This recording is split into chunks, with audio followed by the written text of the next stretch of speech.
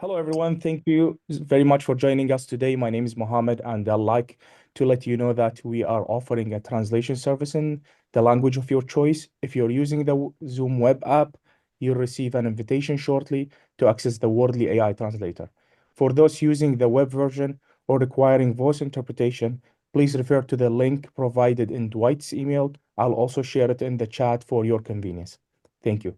Bonjour à tous. Merci de vous joindre à nous aujourd'hui. Je m'appelle Mohamed et je tiens à vous informer que nous offrons un service de traduction dans la langue de votre choix.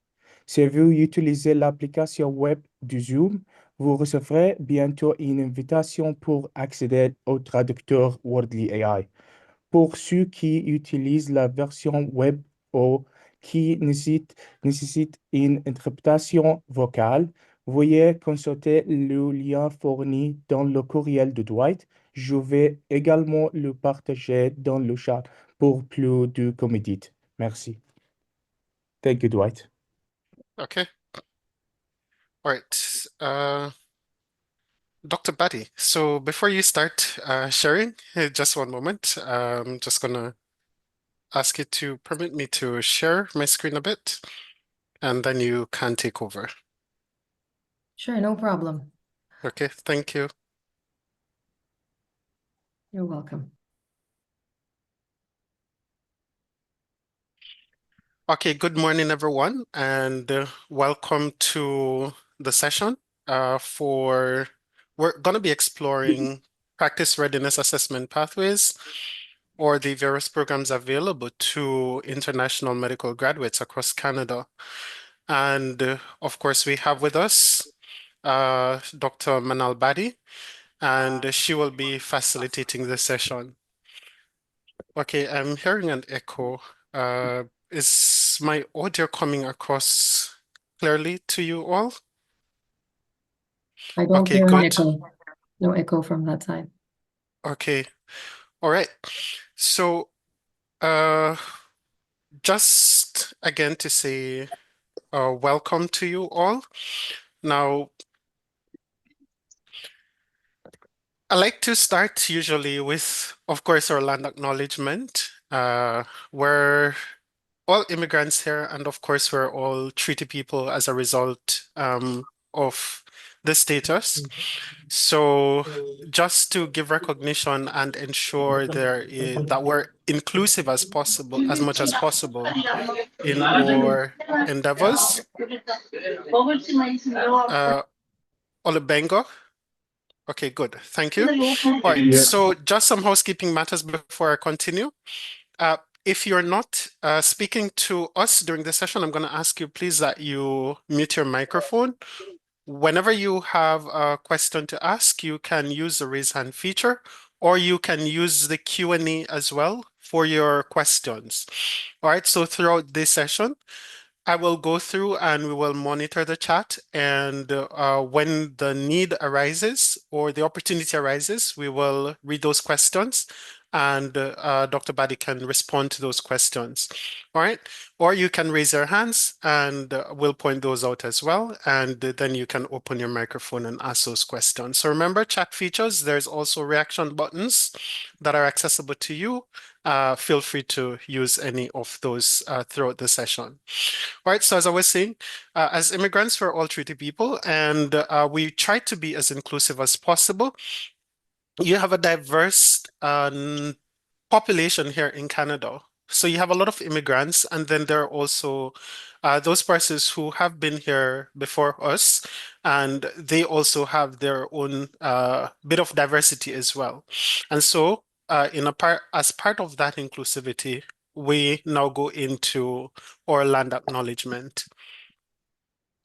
We acknowledge that the land we're meeting on is a traditional territory of many nations, including the Mississauga of the Credit, the Anishinaabe, the Chippewa, the Haudenosaunee Confederacy, and the Huron-Wendat peoples.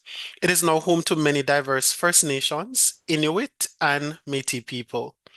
We also recognize that Toronto is subject of the Dish with One Spoon, Wampum Belt Covenant, and agreement to peaceably share and care for the Great Lakes region.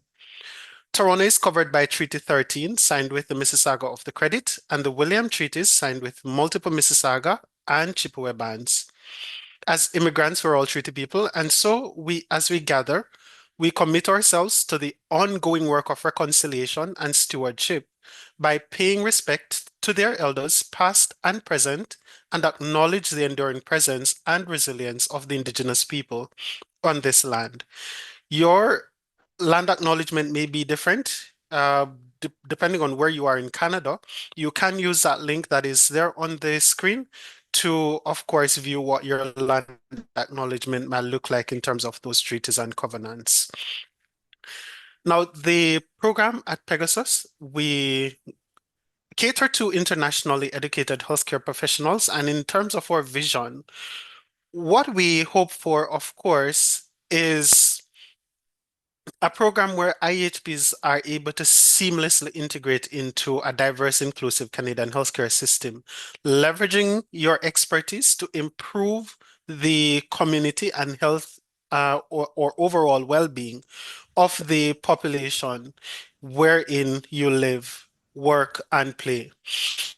And a part of that, of course, comes our mission to enhance knowledge and accessibility for you as an IHP to seamlessly integrate into the Canadian healthcare system, to be able to do all of these activities that we envision.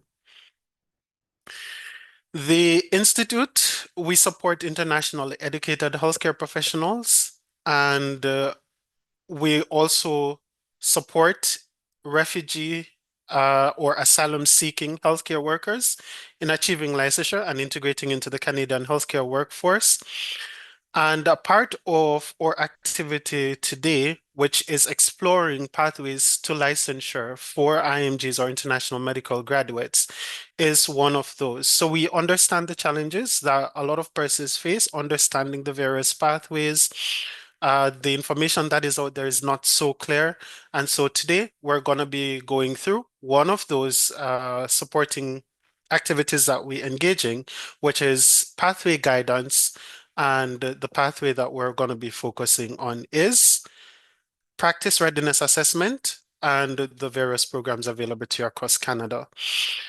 Upcoming event that we have, so come next week, Friday, we also have a information session that will be collaborating with the Toronto Metropolitan University, and that you will be looking at some alternative or certification courses that you can engage in as a healthcare, internationally trained healthcare professionals.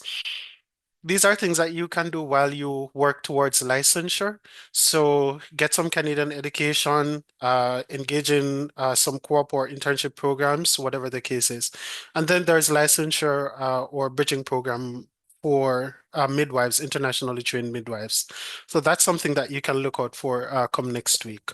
The top 3 programs here would be of interest to you as international medical graduates. Please help me welcome Dr. Manal Badi, who will be facilitating the session for the next hour or so.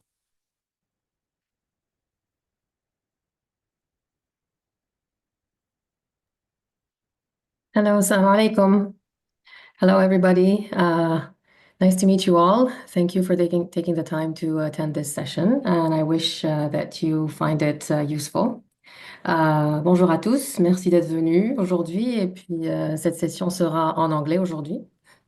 Peut-être une prochaine fois on la fera en français. I'm gonna just introduce myself. So I'm Manal Badi. I'm an international medical graduate, internationally educated health professional. So I studied back home in Libya. I studied at Tripoli University. I completed my medical studies, my training, and I immigrated to Canada. So I'm going to give you a little summary to the best of my research and knowledge about basically how to start the process to work and get licensure to work in Canada. And my talk is going to be tailored to family medicine. I might touch a bit on other specialties depending on how the talk goes. All right. So shall we start? All right. Okay. And I'm going to be sharing this screen. I'm going to also be going to some links into the talk. If you don't see them, please notify me because I'm only share screening this. I'll try and figure out a way to share the rest of the screen. All right. So looking here. So you have already done the land acknowledgement, Dwight. Thank you for that. My disclaimer is I did not receive any funding for this presentation, and I do not have any conflicts of interest to disclose. Okay. So today we're going to talk about the Physicians Apply account, how to create it, manage it, etc., what you can use it for, a little bit on source verification of documents, Medical Council of Canada examinations, navigating Medical Council of Canada, how to organize things. The PRA programs is going to be the second part of the session. My advice and do's and don'ts and with questions, and that's pretty much it. Okay. The first step is to have a medical degree or to be at the end of your medical studies and getting a medical degree soon. So I'm going to try and go into this website. It's called the World Directory of Medical Schools. Okay. Please tell me if you do not see the screen. So I'm going to go here. All right. Do you see this screen or not? If anybody No, can. we don't, Manal, unfortunately. No, Probably you don't yours. see that? Yeah. Okay, I'm going to share the entire screen then. Just a second. I'm going to unshare this one and share the rest of the screen. Bear with me just a moment. All right, I think I'm going to have to share the entire screen. I'm not sure how this is going to look like, but let's try. All right, do you see anything right now? Yes, we do see the World Directory of Medical Schools. Okay, perfect. So I looked at the list of participants in this session, and I've gone through and I'm like the countries of where you studied medical school, and thankfully most of them like are there on the directory. So if you say, let's just say I've seen, for instance, Azerbaijan, okay? I'm just gonna log into it, go into it, and put a little search. And then they list the medical scores there. You can put operational or not. It doesn't have to be operational because some like that doesn't negate your degree. Like you still got your degree even if it's not operational right now. So looking, for instance, I'm just going to go into one of them. Okay. Let's go to Azerbaijan Medical University. And just as an example, we have to look at the sponsor notes. So tick on that and look if it does say Canada here. So that means that this is an acceptable university to Canada, to the Canadian system. Medical degrees obtained from this medical schools are acceptable to the provincial, territorial medical regulatory authorities in Canada. So that's just as an example. I was scrolling through all medical schools there, and I had trouble finding one until I figured out. So if you look here, I cannot find Palestine. Okay, and I know a number of you are from there attending this talk. And I had to dig deep, and then I just figured that I need to tick on include non-UN member states.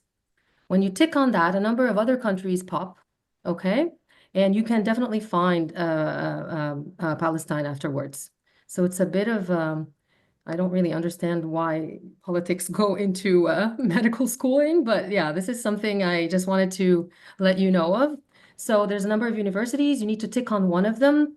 So if you go here, for example, this university is acceptable to Canada as opposed to another one that's not acceptable or doesn't have any sponsor notes into it. So this, for instance, has a note there stating that if you graduated from there, you're accepted.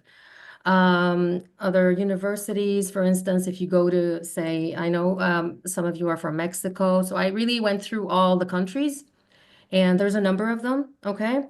So let's just tick one and try, okay? Sponsor notes, you got a sponsor note there. So you're all good. So as long as you have that degree, we're good, okay, from those universities. You also need your English or French language tests, and I'll touch on it, but it's not required to create a Physicians Apply account, okay? To create the Physicians Apply account, you need to go to this website, okay? I'm going to show you a little bit more about it. So how to create the account, go to the website, click create an account and follow the instructions. You have to pay a physiciansapply.ca account setup fee before it's set up. Okay, and I'll tell you exactly the fees. So this is what the homepage looks like. Do you see the entire screen? Yes. Do you see? So okay, so no videos at the side or anything, right? No. Okay, all good. Okay. So this is what your account will look like after you set it up. Okay. You have your name, the MINC number, okay, and the messages, profile, documents, etc. And we'll touch on every single one of those icons. What is offered through? Why do we need that physicianapply.ca account? What is offered? Basically, this is your path. This is your number one thing to start with to get to work here. You can submit source verification requests through this account. You can apply for Medical Council of Canada exams. So you probably know many of those, but I'll also touch on them. You can apply for your LMCC, which is your licentiate of the Medical Council of Canada. You can apply for medical registration with a respective medical regulatory authority. What does that mean? In Canada, it's a federal country. You have a number of provinces and territories. Each province or territory has a medical regulatory authority. So a college. So for instance, in Ontario, you have the College of Physicians and Surgeons of Ontario. In Newfoundland and Labrador, you have the College of Physicians and Surgeons of Newfoundland and Labrador. So you need to, if you're going to work somewhere, you're going to have to apply to that particular province through Physicians Apply. You can view and share your documents after you have source verified them. You can view and share your documents and results of your exams to a number of regulatory authorities or a number of entities, and I'm going to tell you about them later. You can request something that's for immigration. It's called the ECA report. So ECA report is the Educational Credential Assessment Report. So this is required by Immigration and Refugees and Citizenship Canada if you are applying for immigration, if you're moving to Canada. So for instance, I had to do this when we immigrated to Canada a few years back. It was required. And I had to do it. It's quite easy when you have all your documents source verified. They're pretty fast. You pay the fee and you get the report. So first of all, they will ask you for an ID verification, okay? What is that? They need a certified copy of your ID. What kind of ID? So I put some details here, but like your passport, if you're a Canadian citizen, or if you are US citizens, there is some like exemptions for US citizens, of course. Your passport, it needs to be certified. So meaning that you need to go to someone here or outside Canada to certify it. Generally speaking, it's an official entity that certifies that that's you. Yes, that's that person, and they sort of stamp it. Other thing, they also need a photograph. There's always going to be a photograph in your Physicians Apply account. So make sure it's not a bad photograph because it's going to stand there for years and years. And then they ask for your signature. And you literally have to sign, and it's going to be there on your account. What are the acceptable credentials for source verification? And what does it mean? So the acceptable credentials are your medical degree or diploma, your medical school transcript, your internship document, a postgraduate training document, a specialty certificate, proof of license in your home country. And if you go to this link, I'm going to go to this link, and they're going to tell you what's not accepted. I'm gonna invite him. Okay. No. All right. All right. So what's not accepted is letters of employment, letters of recommendations, certificates or letters of ongoing training, memberships, language training documents. So training. They don't do anything about your language results. You don't need to upload those in Physicians Apply. Your CV, because the CV always changes, right? So you cannot just upload one and leave it there. So that's a useful link. So how does source verification work? Okay. First of all, you need to prepare your documents. And it's going to tell you here in this link, it's going to give you some details about how to prepare the document. It's going to tell you remove from any frames, use high quality scanner, It needs to be not blurry. Ensure all text, signatures, and seals and stamps are there. For instance, my diploma, in the front, you got my diploma, but at the back, there's a seal. That needs to be scanned as well. You cannot just scan one piece and leave the other. If you have a document, so it gives you some technical specifications as well, how your signature and photograph must be. They must be in JPEG format only, and that the file needs to be less than 10 megabytes in size, et cetera, et cetera. So if you need like any details, I recommend you go to this link, and I'm happy to share this this slideshow or this talk with you after the session as well. Okay. The only thing is that this talk is updated as to January 2025. After a month, whatever I wrote here might change, and I'll explain later. How to submit a source verification request. So I'm going to show you how it's done. And the next slide, it's going to give you also the steps, and it looks like this. So here on your Physicians Apply account, this is what your account looks like. You're going to tick on source verification request here. Then you tick that particular link. It's going to ask you for the credential type. So whatever credential you want to upload to Physicians Apply, you tick on it, you choose it. You upload it. You need to put the country, type of training, language of the document, and if it's not in English or French, it needs to be translated. And I'll touch on the translation part. So translations need to be through certain translation companies only that MCC deals with them. In the past, it wasn't the case. You could like get it translated in your home country or whatever, but it has changed in recent years. You need to translate with those specific translation services. You put the start date. I try to put the information as accurately as possible, like exactly as it is in your document, and then you upload it. Okay. They're gonna ask you if you put the translation there, they're gonna ask you the language of the document. So if it's in Dari, Arabic, the service provider, and these are the service providers: ITC Translations, Nations Translation Group, Straker, other provider. So usually they accept from those only. Okay. You upload it there and then you finalize. Of course, after you finalize, they're going to ask you a few questions. There's a little note here that I appreciate was shared by Dwight and PEGASUS team, which I didn't encounter before because I didn't have a change in my legal name. But some people, like in translations, the translator might put your name in English the way it sounds only, and it's not exactly the way it is in your passport or in your degree or whatever. So I recommend when you get a translation, send a message to the translator and give him exactly how your name should be written in English so that you won't have to deal with this. Okay. Are there differences in names due to spelling errors? Are there differences due to legal name change? Any other reasons for differences in names? And that's totally, you know, like it's something you would expect. Then you put, of course, you agree. I usually don't read that, but you know, you agree. It's not like you have a choice.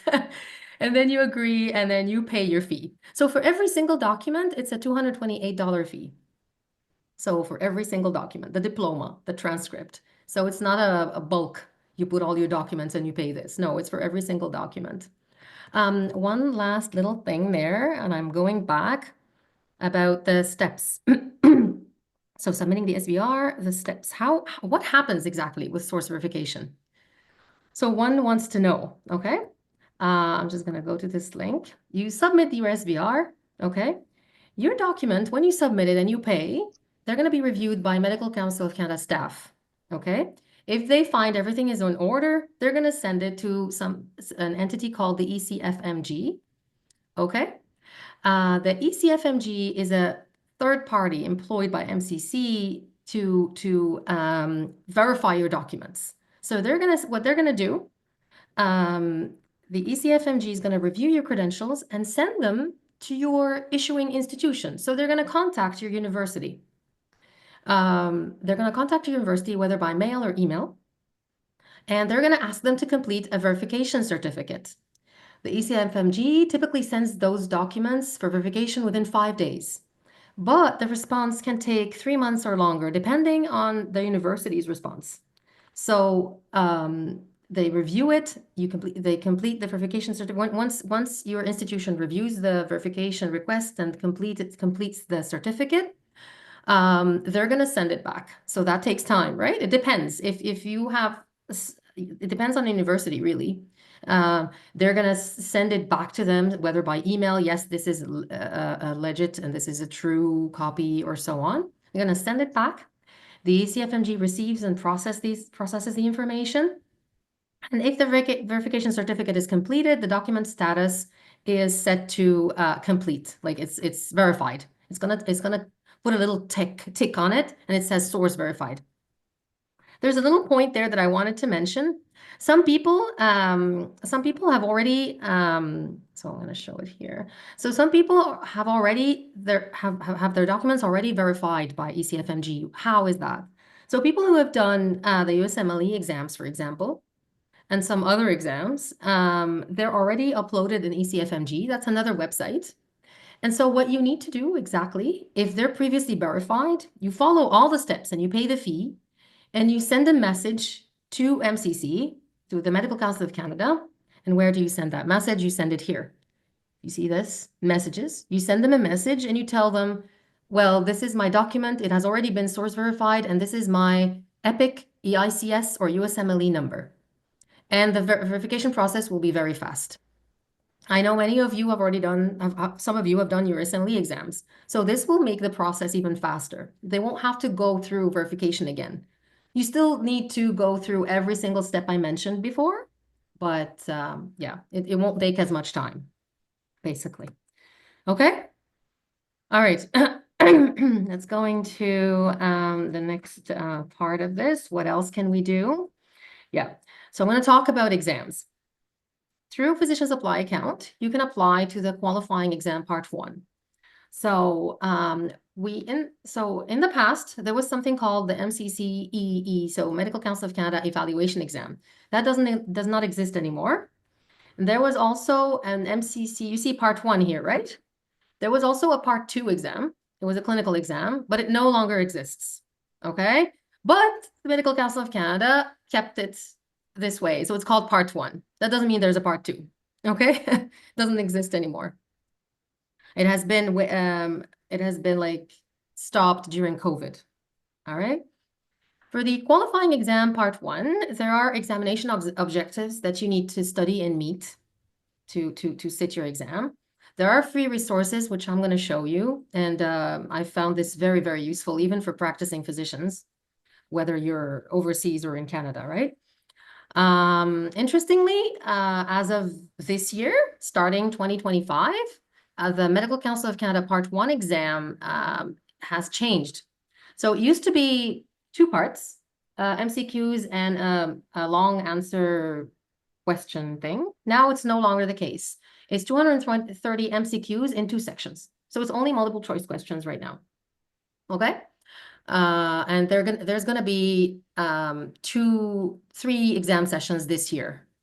So previously, I think it was done every 2 to 3 months. So it was more frequent. Not now, not this year, because this is the first year they're going to implement those changes.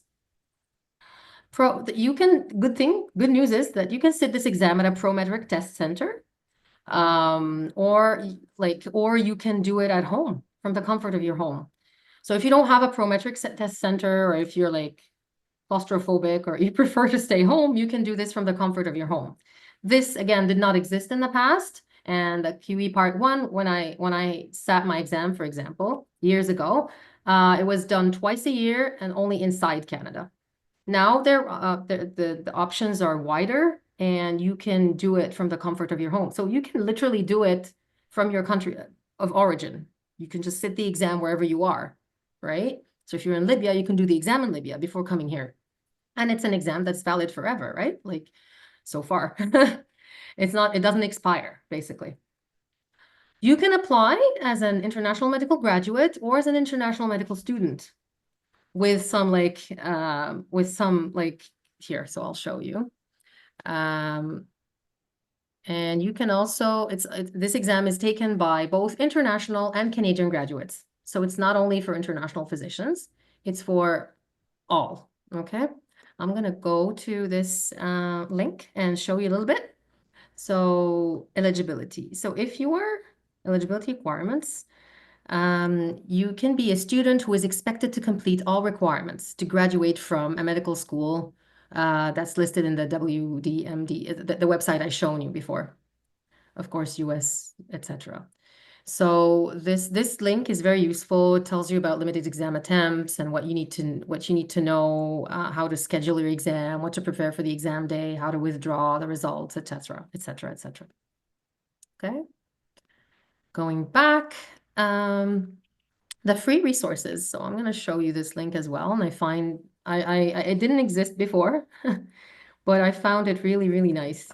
So you just put a keyword. So say, I don't know, you want to you want to read about opioids, okay?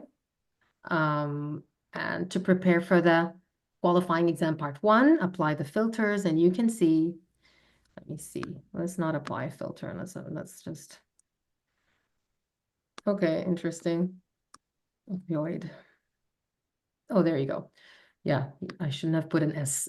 So opioid use disorder, there's a tool there from 2018. It's useful for part 1. There's a bunch of resources about opioid. I just chose this, for example. I'm going to talk about hypertension, okay? I'm going to look here, apply the filters, go on. No, won't go this way. Let's go to family medicine. Yeah, primary care. So it's going to talk about a number of things responding to a program. So there's toolkits for child and youth mental health. If I go to mental health, okay, there's so many changes in mental health, for example, mental health resources, okay. You go there and you can see a number of resources you can take on and use, okay. All right, going back, what other exams can we apply for? So oh, before we go to other exams, you can purchase prep products, so preparatory products for the exam. So this is very, very useful. If you're going to sit the QE Part 1 exam, you need to at least do 1 mock exam. So it's a preparatory product. They have, of course, you have to pay, okay? So if you're a candidate, okay, sorry, I'm just going to go back. If you're a candidate or if you're an organization, now in your case, you're candidates, they're going to give you like an example of a full examination. You pay $400 for a test. It's gonna give you answers, rationales, references, and you have a 6-month access. The exam light part is like a shorter exam, and it's for, of course, a smaller fee. So I highly recommend one of those at least. So in the past, they only gave a few prep products, and they were very small, like a number of MCQ questions. You never had 6 months access. You never had correct answers. So you just get the result, and so you don't know what you're doing. Technically, you don't know if you're doing it right or wrong. Okay. All right. So how to apply for an exam. So I wanted to show you this as well. So you're going to go here, apply for an exam from your home screen in your physicianapply.ca account, apply for an exam. Whatever exam is ongoing or application is open, it's going to show. So you tick on it, of course, and that's how, and then you pay the fee. See the fee here. Okay. And you just apply. Of course, you need to have all your documents source verified. You cannot apply for an exam without without showing that you're a doctor, like that you have graduated or so on, right? The LMCC, so the Licentiate of the Medical Council of Canada. And as I mentioned before, there used to be Part 2 exam. It doesn't exist anymore. So now, once you do your QE Part 1 exam, and if you satisfy the criteria, if you are a medical school graduate, so you cannot apply for the licentiate if you're only a student. If you've passed your QE Part 1, if you've at least had clinical postgraduate training for 12 months, okay, 12 months only, okay? All your documents are source verified. You just pay the LMCC application fee and you become a licentiate, and you're listed as an LMCC licentiate of the Medical Council of Canada. It's as simple as that. Like it wasn't this simple before, but this is how it is right now. One of the exams you can apply for is your NAC, okay, National Assessment Collaboration Exam. Okay, so we have a question, I think. Someone is raising their hand. Yeah, hi. Thank you so much for the wonderful presentation going on. Just wanted to ask that for that 12-month practice period, can it be like does it have to be within some last like 5 years or 10 years, or and can it be from our country back home? Of course, it has to be. Well, we're talking about people who are back home. I'm talking about educated professionals. Yeah, it's from back home. It's not, you're not a resident in Canada. Like, you're not doing CARMS in Canada. It's your postgraduate clinical training back home. So you can be a family doctor, you can be a specialist in a cardiologist, you can be a neurologist. You still need your postgraduate training, but they need only 12 months. So it doesn't matter the specialty. The LMCC is required by all specialties. Yeah, okay. So like our house job for 1 year would count. Like maybe if we have done it like about 15 years ago, that would count. Of course. Like, oh, okay. Thank you. Like I've graduated in 2011. So, it's been a long time, but you have to provide proof. So the proof is source verification of your documents. Okay? So we're talking about Okay. we're not Dr. Badi? Yes. Next, there's a question here from the chat. For PRA, do you also need to take therapeutic decision-making exam? For what? For PRA, do you also need to take TDM exam? Yeah, when I'm coming to this. I'm just talking about that part. No, yeah, I'm gonna come to this, don't worry. That's later. Your TDM exam is later, but I'll explain, okay? All right. National Assessment Collaboration exam, okay? So this is an exam that is an OSCE exam, okay? It also has examination objectives. You get the same free resources as it's the same link, okay, as the QE Part 1. It's held twice a year only inside Canada, okay, not outside Canada. Why am I mentioning the NAC exam? Because some PRA programs require the NAC exam, or, they prefer candidates who have passed their NAC exam, okay? You can apply as an international medical graduate or international medical student, same thing, okay? But it's not for medical school students or graduates from Canada or the US, okay? Just so you know. So if you're a graduate from Canada or the US, you don't sit that exam. You don't need to. Going to the TDM. So I'm not sure who mentioned it, but anyways, the TDM exam is an exam that is required and it's required for family physicians, like by family physicians who are referred by a PRA program. So once you are accepted by a PRA program, PRA program is a practice ready assessment program in a certain province. Once you're accepted by that program, they're going to invite you to sit the TDM exam. You cannot apply to it right away from Physicians Apply. Like, you cannot do it by yourself. You have to be referred by the PRA program, and then you can probably apply through Physicians Apply. I did not mention this before, but I personally did not go through a practice ready assessment program. When I started working in Canada, I was a Newfoundland and Labrador, and I went through another pathway that doesn't exist anymore. But like 6 months after my application, the PRA program of Newfoundland started.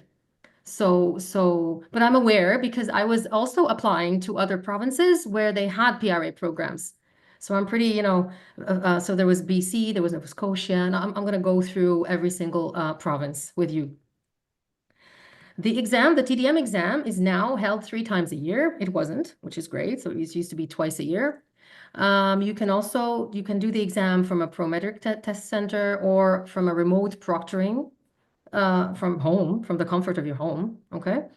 I personally don't like remote proctoring, but it depends on you because there could be issues with the proctoring service. There could be issues with your internet. So if you can do it at a Prometric test center, it's more, it's more guaranteed, or let's just say, I mean, the responsibility is not on you if any issue happens in the exam, right?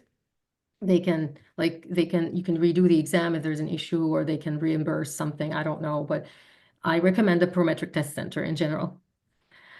One last thing you can do, or not last thing, but one of the things you need to do to apply for licensure after you've done your exams, you need to apply to a province.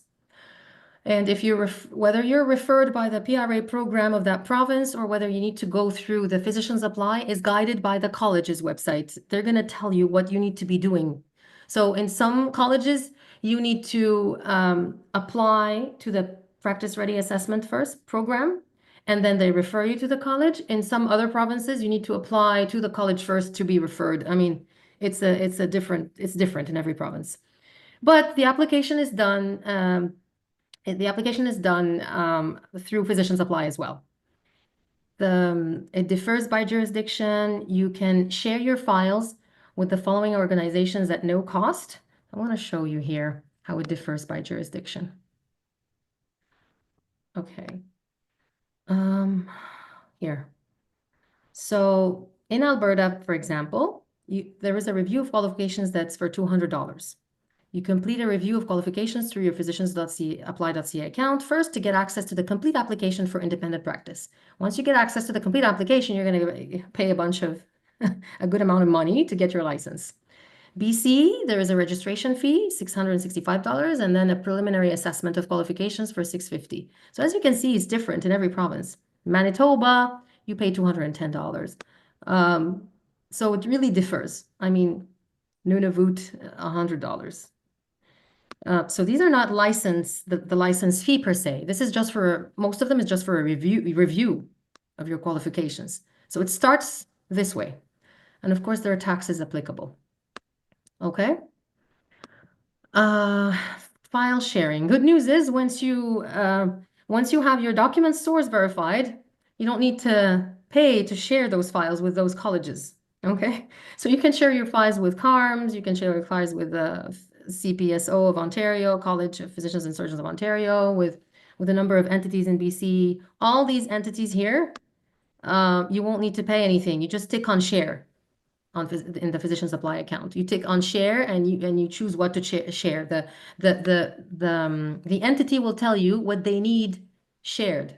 Some of them will tell you we just need your diploma and degree and whatever. Some of them will ask for your license back home. So it depends on the entity you're dealing with, basically. Looking here, so this is how it's done. You click on application for medical registration. So we kind of went through every single one here, right? So almost. Profile is just going to show your information, your photo, etc. Your photo will go here, okay? It's going to stand there for years. Source verification request, examinations, and now application for medical registration. You see all the colleges here? For example, you're going to tick on one of them, okay? See here, it's going to tell you review of qualifications, complete application, and then you tick on it, and you're gonna tick on what documents you want to share after you tick on one of them. The ECA report, so Educational Credential Assessment. So this is required by the IRCC for immigration purposes. As you know, like many of you probably know that. Okay, Dr. Badi? Yes. Just a moment again. I see Devinch here has the hand up. Sure, yeah. I don't know if you want to take that question before you go on. Go ahead. Yeah, go ahead. Sorry to interrupt. I just wanted to ask, relative to the physician apply account, my medical school is having the problem. It's listed under the World Directory of Medical Schools, but when you check there's no sponsor note from Canada. So that is quite a challenge because I've been looking into the practice ready assessment pathway, and it seems like I'll need to take the MCCQ 1 exam. So I just wanted to know maybe what are the chances, or what do I need? Will it be possible for me to? Are there any PRA pathways that will be able to accept someone that is from a medical school that is listed under the World Directory of Medical Schools, but without a sponsor note from Canada? And also, I just want to ask a follow-up question, just to ask, let's say the sponsor note from Canada eventually is given, will candidates that graduated before the sponsor note, will they be eligible to create a physician applies account, given that they graduated before the sponsor note was? Thank you for your question. That's a very, I honestly don't know, really. I don't know the answer to both of your questions because what we've been directed to say is that, like, what we know is that if there's a sponsor note from Canada, then you can apply. But if you don't have a sponsor note, what happens? I'm not sure, but maybe I'm just suggesting here, right? I'm scrupulating here, but maybe if your university is affiliated with another acceptable university that gives them like approvals or so, maybe there's a possibility to get that kind of approval. I'm not sure. And for your second question, if it has a sponsor note, I don't think the colleges care when the sponsor note was put. As long as there's a sponsor note and someone can verify that this is legit, I don't think it's an issue. I mean, but again, my answers are not verified. I don't know. I'm sorry. Yeah, it's thank Okay. you very much, because it's really something that has put me in a very tight spot, because it's really a big big challenge on my path, and I've really been looking for ways of navigating through that, and So it's seeming like yeah, you can contact the I don't know who you would contact in the first place. Maybe contact the Medical Council of Canada. They have a chat option, and just ask them if my university is not listed, like it's not on it doesn't have a sponsor note. What do I do? okay. Just ask them and see what they respond, or give them a call. They have numbers and they have a chat button as well, and see. Okay, next one from Maheen Khan. Thank you so much, Devine, for that question. Maheen Khan, and then you can continue. Maheen, could you Hi, go ahead good with your morning. question? Hello, can you hear me? Yeah, we Yes, can hear you're you. Go audible. ahead. Okay. Mhm. Hi, good morning, everyone. So Dr. Manal, thank you for the presentation. It's really helpful. I have a couple of questions here. First, as I mentioned in the chat, also that I have applied for the ECA report in 2019, but I moved here after the COVID. So it's already been 4 years since my ECA report, and now I've moved here last year. So ECA report is going to be expired in next year, and I am currently preparing for my MCCQ exam. So I was just worried if the expiry of ECA report has any effect on my MCCQE, and if it has, then I have to renew it, and how to renew it. Okay, so thank you for your question. I was going to mention it in this slide. So your ECA report has nothing to do with your exams. It's a completely different thing. It's for it's for immigration. It's for you moving here. It has nothing to do with your exams. Once it's expired, and they said that on the website, just renew it. As simple as that. And what would you need it for? Are you in Canada already? Yes. And you immigrated already, right? Yes. Yeah, so you won't need it. All right. Okay. You're already in Canada and you're legally entitled to work in Canada, right? You can work. Yeah, Yes. so you don't need it anymore. This is its use. You only use it to immigrate and it's over, right? All right. So Okay. Thank you so much. And the second question is that you mentioned that for LMCC, you need to pass MCCQE Part 1, and you need to show 12 months of experience Yes. in PG training. So does that include family medicine as well? It's Because for every in my specialty. It's for every single specialty. It doesn't matter what specialty you are. all If right, if you've done neurology, if you've done family medicine, whatever, as long as you have the postgraduate training for 12 months, because most specialties you do postgraduate training for at least 1, 2 years, 3 years. It depends. They only need 12 months.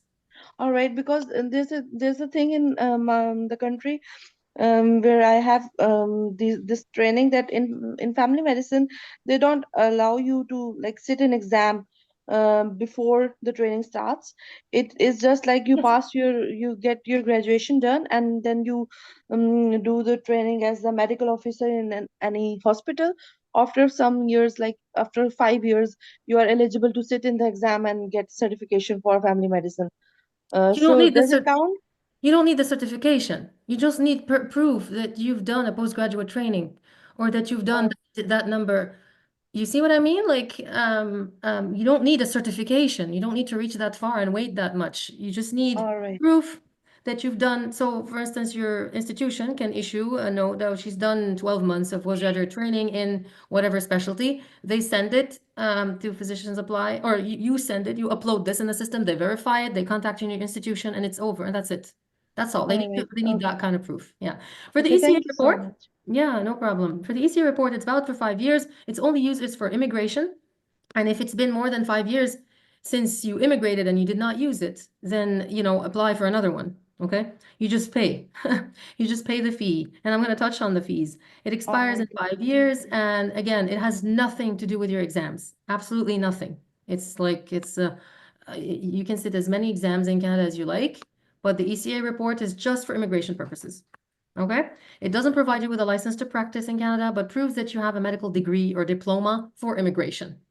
Because, in immigration, for instance, the express entry pathway, I don't know if you all are aware, like in the express entry pathway, federal skilled workers program, which I've gone through myself, they require proof that you have a certain degree.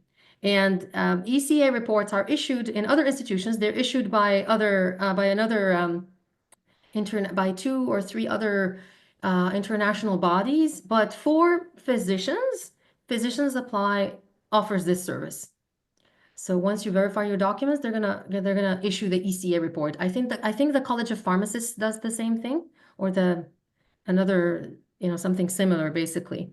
But yeah, because it's also when you're a doctor, your score goes up in the express entry point system. Anyways, that's another talk. Okay. And I wanted to show you how it's done. So going through the other service requests, as you can see, there is request ECA report. There's also apply for LMCC. So this is how you apply for MCC. When you have all your documents, you tick on this and you pay the fee. For the ECA report, same thing. And I think that when you pay the fee, it's issued within days. So let me double check. It says here, you pay, prompt the instructions, what happens? It'll be generated as PDF, made available within 14 business days. And then you can use the PDF, and then up to 8 weeks, they're gonna mail it as a physical document. And again, it's only used for immigration. Okay.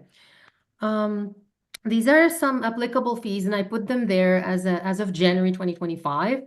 The Physicians Apply account setup fee is $328. It's a one-time fee. The source verification request is $228 per credential. The QE application, QE Part 1 is $1,470. NAC is very expensive, $3,255. The LMCC application is quite, it's quite cheap, $260 to apply for medical registration. So again, as I said, it's through the website. It depends on the province, but this is the fee you pay. There's 2 fees you're gonna pay. A fee you're gonna pay to that's gonna go to MCC, Medical Council of Canada, and the other part of the fee is gonna be to, I don't know, the college or whoever it is, to review your qualifications. The ECA report is $128 per copy. I don't think you'll need more than 1 copy, especially if they're going to send it to you by PDF. Okay? It wasn't sent by PDF in the past, as far as I know. Anyways, translation, I put it there. It's variable. Okay, and I put the link here. So these are the translation services that are to be used. These here. And I tried to go to one of them, okay, and try to put a fee or an example, but I can't because it depends. As you can see here, you're going to put your name, your email, the language of the document, and the required language, and you're going to put the file, and then they're going to send you a quote. After you submit the form, they're going to send you a quote. So I didn't try, so I don't know. I think it depends on several criteria, the number of pages, the language, etc., etc. Okay? So this is just one of them, right? So, and this is what you need when your document is not in English or French. All right. If you want a break or if you want to continue, we can. Or if you want to go through questions, go ahead. Yes, Okay, So before we start with questions, if you don't mind, the other part of the talk is going to be about PRA programs. Okay, so now whatever you have as questions about Physicians Apply and whatever I talked about, go ahead. The other section of the talk is going to be about PRA programs, so bear with me. Go ahead. Okay. All right, so we can just go in order. Mohammed, you had your hand up first, and we'll take your question. Yes, go ahead. Yeah. Hello, assalamu alaikum. Walaikum Hello. salam. Thank you so much, Dr. Manal, for your effort and your presentation. It's really helpful. Very nice. It's a pleasure to have you all. Thank you. I want to ask, should I have medical exam before part 1, before MCCQ part 1, like IELTS or something, or no? By the No. way, I am in Canada, so I shouldn't know for medical exam, yeah? Not needed for the medical exam. It's needed for the college when you apply for licensure. So the closer you do your language test to licensure, the better, because the language tests last for 2 years only. It expires. So once you know you're going to apply, make sure you sit your exam, your language test. But for MCCQ part 1, part 2, OSCE, no need. Nothing. You don't need the language test. Okay. Could you tell me, please, some sources that help me to study and preparing for exam? Because really, I don't know. I think I have no sources. I just need to know if you could help me in that, because I want to study and prepare myself, but I don't know any medical source here, you know? Okay. So the sources that I shared, there's a link that shows some sources, okay? I know it's a lot of links, okay? Back when I did my exam, my QE part 1, I was studying, and some of you might not enjoy studying this, but I like Toronto Notes. It's a book that's renewed every year. I don't even know if it's still there. It's just an example.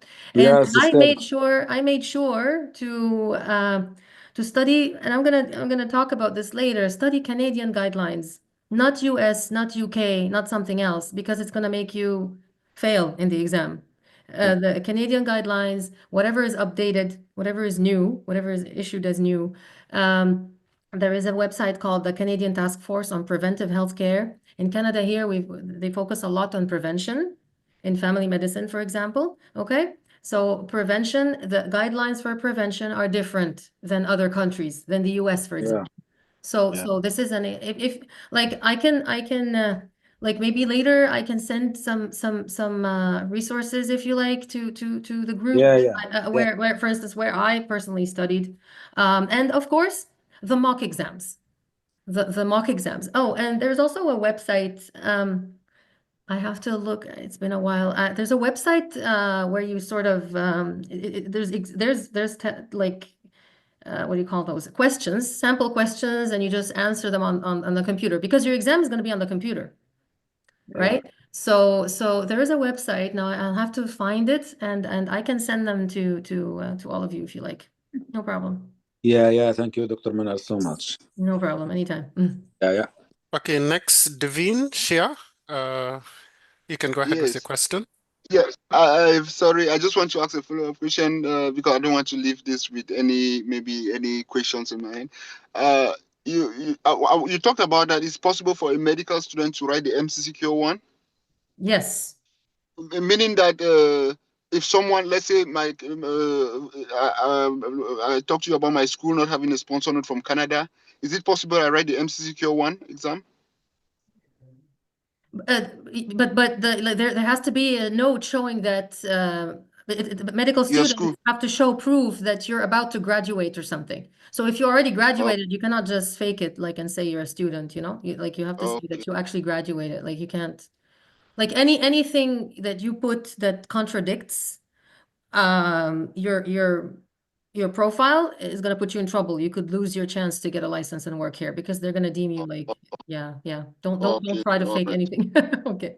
No, it's not faking. I just wanted to find out, like, no, but be honest with them. Just tell them I've graduated from this and that. Maybe, and also ask your university and ask if you have, do you have colleagues that graduated from the same university and that came to Canada? And yes, worked? I'm having. And worked? No, not as the yes. Not so as. If you have some colleagues who have worked and managed to work with that similar issue, ask them how they did it, and if your university is affiliated with an approved university, I think that would be your go-to. Yeah. Okay. Let's take one. Okay, thank you. Let's take one question here from the chat. How about PG practice in family medicine? Does this count for eligibility for PRA? Yes, the PRAs, most of the PRAs are asking, actually, they're, you know, begging for family doctors. That's what they want. Whether you're a family doctor working, whether you're a GP, you know, GP working in any setting, if you're working in the emergency, if you're working in a psychiatry hospital and you're a GP, if you're working in a pediatric hospital and you're a GP, that's what the PRA is about. They want you to come and work in Canada. That's what I'm going to talk about in the next talk. Yeah. Okay, thank you. And the last question from Fortuna, and then we'll continue. So Fortuna, you can go ahead with your question. Okay, thank you.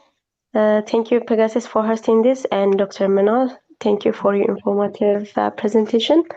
My question is about LMCC. Does the clinical training prior to graduation count for LMCC? Like, for example, in our circumstance, so, yeah, I know some medical schools, they have limited clinical training prior to their graduation, but in our case, we have to go almost 3 years clinical training before our graduation. So does this count for LMCC? So you finish your studies and then you do postgraduate training, and then you only get your degree after you're done with the postgraduate training, right? What we do is like it is actually being done together after going 4 years of medical school. Then we have 2 years plus internship clinical training. Then we graduate, and at that time we're good enough to go to work as You can work. GP. You can work. Yeah, you don't. Yeah, that count. And even back in my university back home, we cannot get our diploma if we don't complete 12 months of postgraduate clinical training. It's called internship. It's the same thing, but as long as you've done the training and it's there, there's a certificate saying that you completed a training of I don't know how many months. Okay, as long as you have it source verified, there should be no issue. Thanks, Dr. Manal. You're welcome. Okay, Dr. Manal, are you able to take one more question from the Yeah, participants? I'm gonna probably finish later than expected. Is that okay with everyone? All right. I don't mind at all. I'm fine. with It's me, just about as long you. as- Yeah. We can hold the question until after as well, based on the time Just constraints. write them down. Yeah. Okay. Just write them down. Okay. All right. All right. So I'm going to talk about practice readiness assessments in each province. Okay. And I tried to summarize them for every single province. And these are very detailed. So bear with me. Okay. We're going to start probably with alphabetical order, maybe. So Alberta. For language, to apply to the practice ready assessment program in Alberta, they need English language proficiency. IELTS academic, minimum 7 in each, or OET medicine, minimum B in each, or the CELPE general exam, minimum 9 in each. Of course, there are exemptions. I can show you, but I won't show you for the other PRA programs. So exemptions are if like you've studied in certain universities or if it's a country that so see here, for example, exemptions. Your medical school is a country where English is the first language. And they're going to list the countries here, for example, Australia, Bahamas, Bermuda. Interestingly, we have South Africa as well. So people who've graduated from South Africa don't need to sit an English language test. Of course, the UK and the US, I mean, by default, Singapore. Okay. So this is an example. The exams, they want the QE Part 1. Or they can accept the USMLE, but complete part 1, 2, and 3. Okay. Plus, they're going to invite you if you're selected to the TDM exam and they want you to pass it. Okay. The PRA program, there's 2 programs, an accelerated program here with waived requirements, and it's not for everyone. And there is the traditional PRA program. ROS means return of service. So once you sign up for the PRA program, so what is a PRA program? So they want you to practice. Here I'm talking about family medicine, okay? Or family practice or general practice. If you have that experience and you apply, you're gonna be enrolled into this program. They're gonna invite you to sit the TDM exam. You pass it. you're going to sign a return of service agreement. So what is that return of service agreement? Basically, they're going to tell you, we're going to sponsor you to work. We want you to work in those rural settings, those areas. And please you're going to do 3, 4, 5 years, I don't know, return of service to Alberta, meaning that you're not supposed to leave or you're supposed to work in Alberta for that amount of time after you sign up. Because there's such a lack of physicians in family doctors, especially in Canada, there's a huge need, especially in rural settings. Okay, so they get you to sign that agreement. However, I looked in the College of Alberta's website and I could not find the number of years. So this is something they're going to tell you later. The type of license is going to be a provisional license. And other requirements. So you need to have a recency of practice. You need to have a minimum of 1 year of practice within the last 3 years. Okay? There are postgraduate training requirements, and they're very specific and detailed. I'm going to show you. They need, of course, a criminal record check or police certificate. And I've had a license in Alberta, and it's funny because they require this from all locations you have practiced in or trained for more than 90 days in the last 5 years, which is kind of insane if you've practiced for 20 years, right? It's a bit difficult. So for instance, me back home, we do the entity that issues criminal record checks does not issue criminal record checks for people who do not reside in Libya. So I got the information from the website and I sent it to the college and they waived it for me. So you need to sort of advocate for yourself. If it's not doable, you tell them I cannot do it. It's on your website. It's from the Canadian website. So that's an example. You need to do a course called Patients Relations Education, and then you're going to get sponsorship from Alberta Health Services. Interestingly, the College of Alberta has a fee calculator, and I liked it. I'm going to show it to you. And here's a link for the PRA types, which I mentioned, the traditional one and the non-traditional one. So do you see the websites I show you, right? You all see that? Yeah? Okay, perfect. So the traditional one is a 3-month assessment, preliminary clinical assessment where the candidate works under direct observation with a CPSA approved assessor, and the 3-month supervised practice assessment where the candidate practices independently. Okay? The accelerated one is not for everyone. These internationally trained physicians will now go, like, waived requirements would be QE Part 1, Canadian exams. Like, you cannot sit those exams if you don't have Canadian experience. So when I looked at this, let me tell you who's eligible for the practice, the approved jurisdictions. So it wasn't something very surprising to me. I'm going to show you here. Just a moment. Here. So, the requirements here. Yeah, obviously. So it talks about specialists and it talks about non-specialists, okay? About GPs. So approved jurisdiction for family medicine, Australia, Ireland, UK, US. So the accelerated route, I don't think, unless any of you has graduated from those places or had training in those places, it doesn't, like, it won't fit you, okay?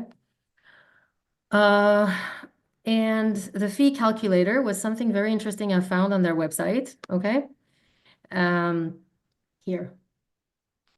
Do you need to verify any non-Canadian credentials? And then you say yes. So that's an example. So how many credentials? Enter the number of documents. So you need, say you have your medical degree, 1 diploma, transcript, that's 3 minimum. And then you have maybe, I think Alberta, they need the license back home. Say 4, for example. Okay, we're just going to put 4 documents.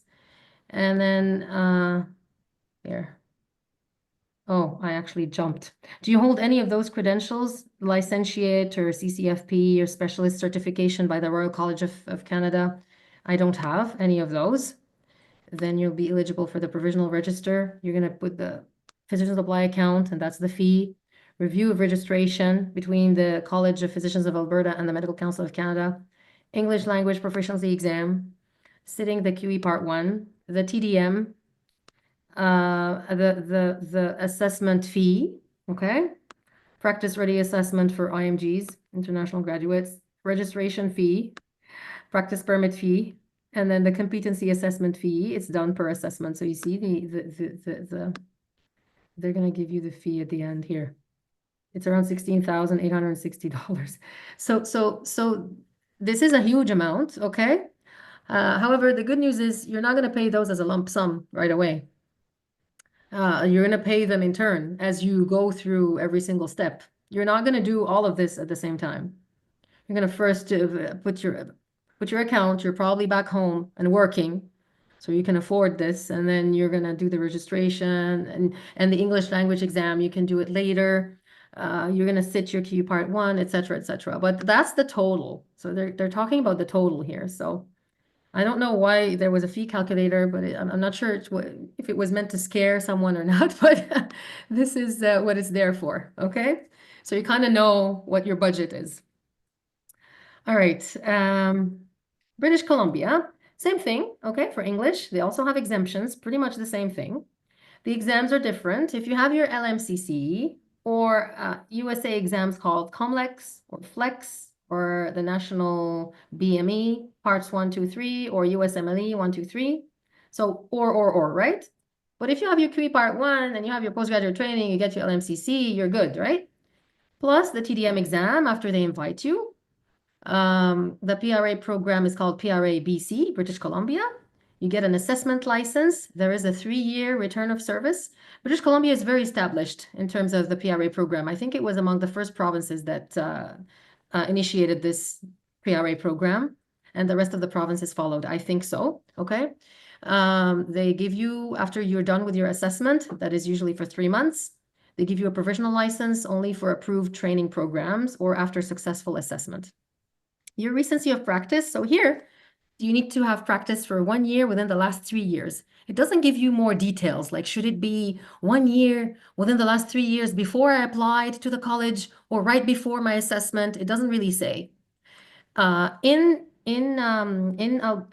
British Columbia, it says they need a minimum of 24 weeks, 960 hours.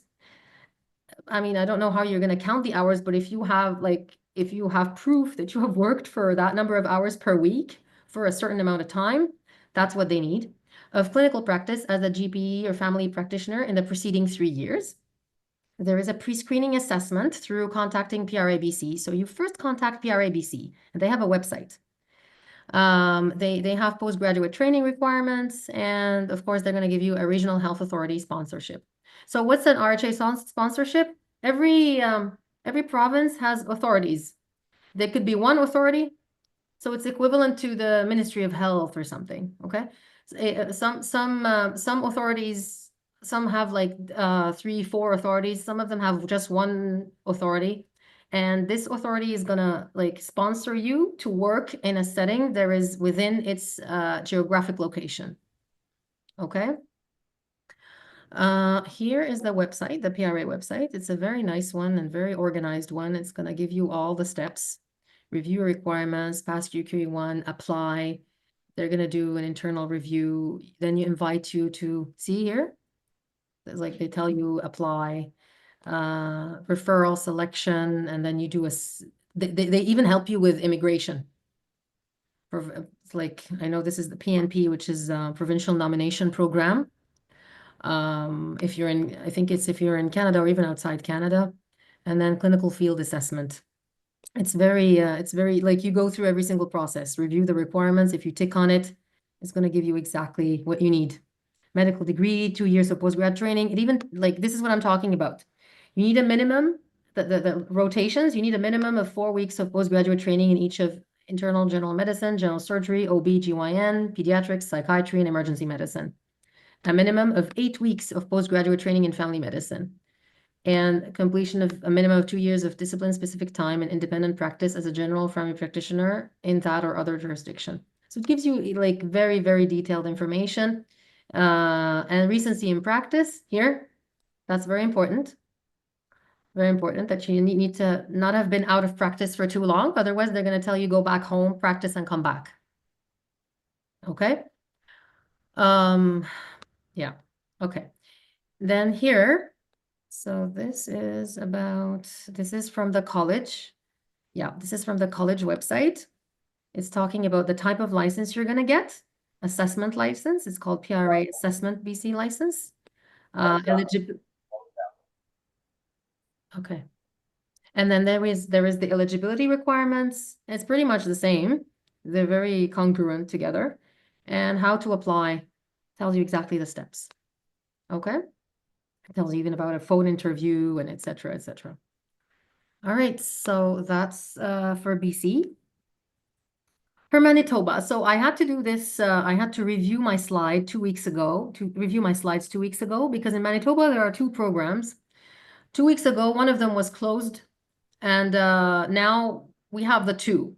One of them is full, the other one you can still apply. So if any of you has like their documents are ready, deadline I think is the 15th of February, and I'm going to show you. So in Manitoba, the first program here is called the Medical Licensure Program for IMGs. Its duration is 1 year, so it's not 3 months. It's not like the PRA, okay? But it's something a bit similar. They need the language tests, one of them, okay? The exams required are NACOSCI or MCC QE Part 2. So back in the days when QE Part 2 existed, you can use this as you don't need the NACOSCI. But now, I believe if you have your LMCC, it should be enough. That's my guess, because you cannot put MCC QE Part 2 when it doesn't exist anymore. The program, again, is called MLP-IMG. The license type is Provisional Family Practice Limited. The requirements is that you have to be a citizen or a PR, permanent resident. You cannot apply if you're not one of those. Recency of practice, if you've been out of independent practice as a GP for more than 5 years, okay, you need to have a minimum of 12 consecutive months of independent clinical practice in the past. And you need to provide proof of this. There are postgraduate training requirements. They need at least 1 year of postgraduate training, proof. That's there, source verified on your Physicians Apply account. A criminal record check, and again, an RHA sponsorship. Looking here, these are the links, and I'm going to show you. I think this, yeah, here. So, and I'm going to touch on other specialty ones. So here we have the assessment family practice PRA program. I'm going to show you in the next slide. And then we have an assessment candidate specialty. Okay, so if you have another specialty, if you're an internist, if you're an ophthalmologist, if you're something like else, read through this. I don't have that experience or that knowledge, but I just wanted to mention it to anyone who has that specialty. If you're a pediatrician, you can go through this and read and know what is required. And here is the MLP-IMG, Medical Licensure Program for IMGs. So this is for people who have been out of practice for quite a while, okay? And it tells you the requirements exactly, the English language proficiency, and you apply through the University of Manitoba website, and they're going to contact you directly. So here's the other link here.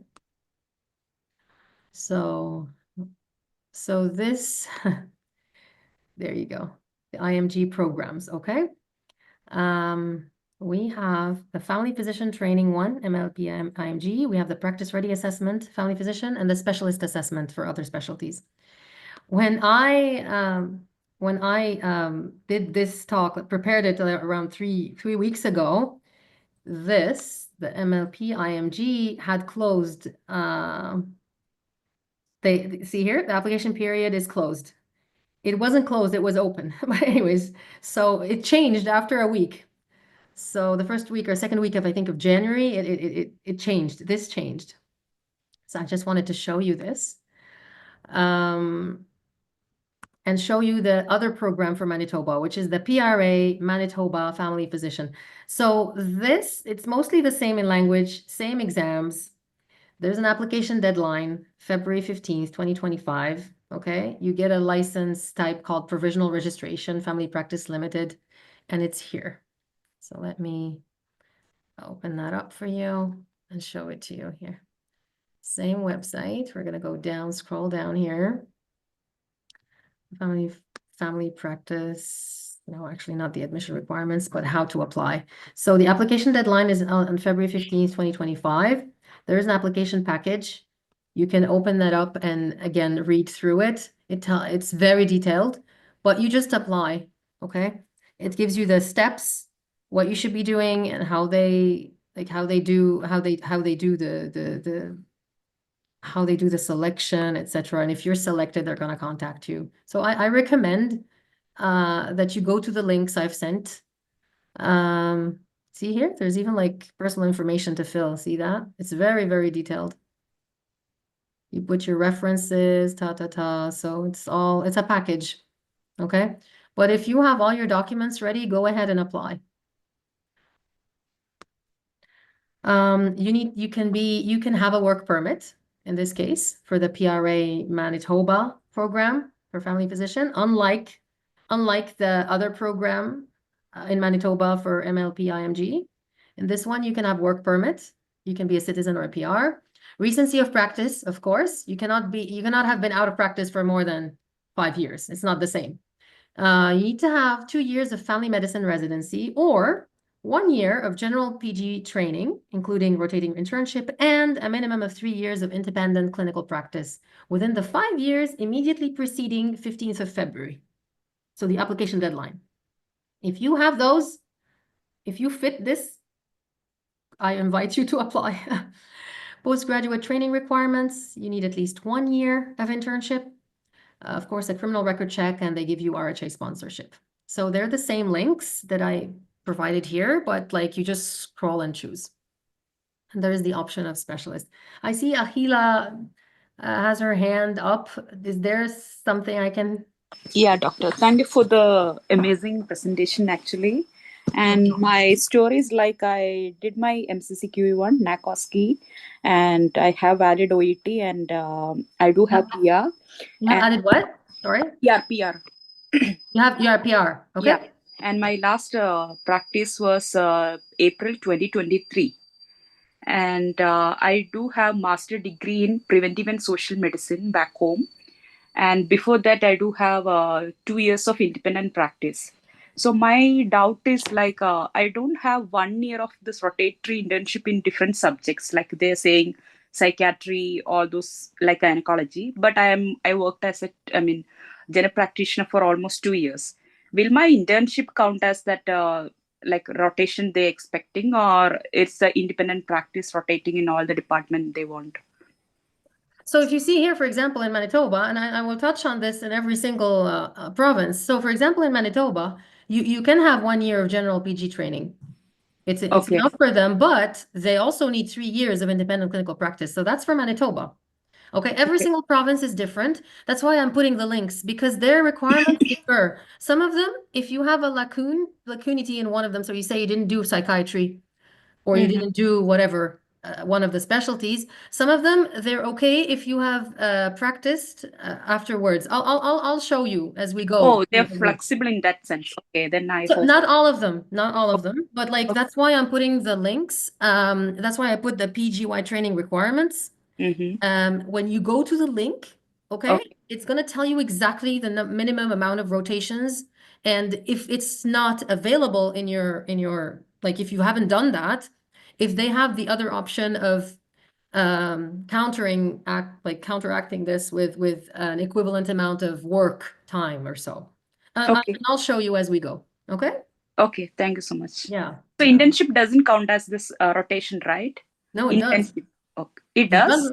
You've done rotations, right? An internship. Yeah. So does it count as this experience they're expecting for me, like 2-week rotation?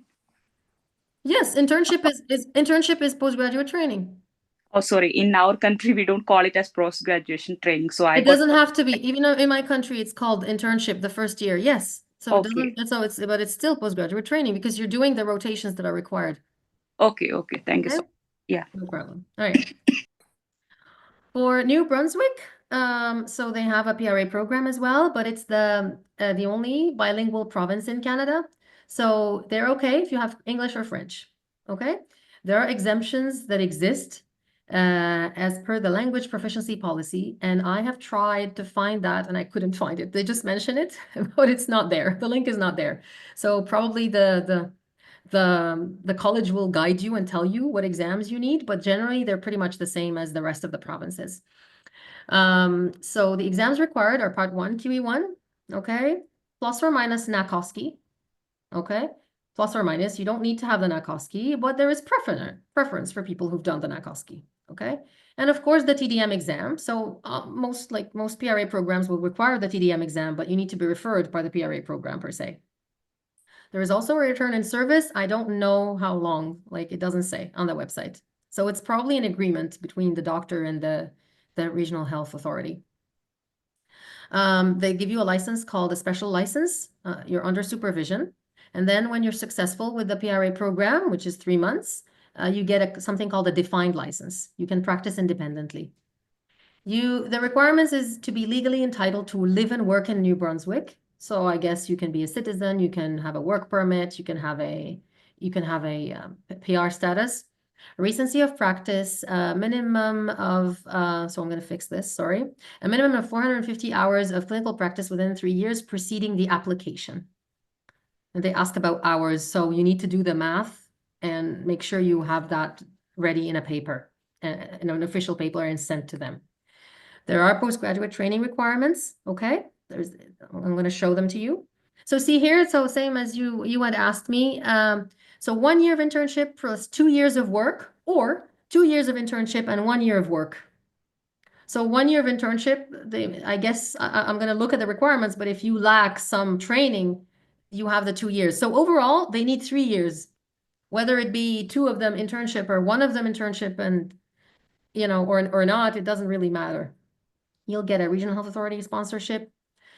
There's one thing mentioned here. You should have fewer than 1 prior failed attempt at a Canadian PRA program within a 5-year period. So if you failed 1 PRA program, you can, fewer than 1 means 0, means no prior failed attempts, but this is exactly the wording, okay? Here's the eligibility criteria on the website, the New Brunswick website here. Training. It says here, 2 years of postgrad training or internship program resulting in certification, recognition, and practice in family medicine or general practice, and 1 year of independent, unsupervised licensed practice. What are the rotations? They need a minimum of 8 weeks, 7 core rotations, 8 weeks in family medicine or general practice, and 4 weeks in each of surgery, medicine, pediatrics, emergency, OBGYN, and psychiatry.